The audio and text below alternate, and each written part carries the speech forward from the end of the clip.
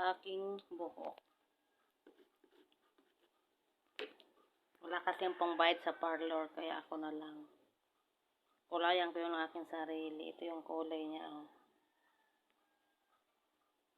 Tingnan natin kung anong result. Unahin ko yung dolo.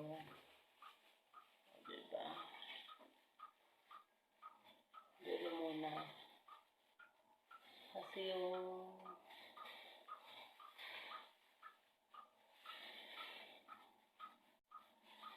ganyan-ganyan lang siya.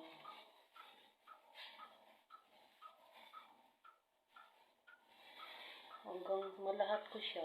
O, diba? 30 minutes muna dito sa dulo. After ng 30 minutes, mababad siya. Yun naman sa root niya. Dito yun. Sa ilalim.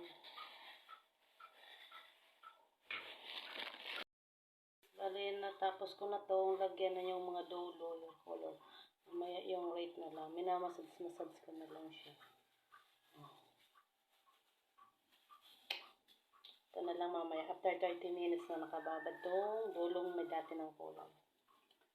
Kailangan lang natin i-massage, diba? Hindi na tayo kailangan magpa-parlor pa para magbayad. Technique na lang ang kailangan para sa sarili. Lahat na lagyan na. Pati yung rot niya. 30 minutes para balnawan. Result ng hair color ko. Yan o. Green, tapos yung parang yung black niya o. Combination yung black and green. Diba? Hindi masakit sa mata.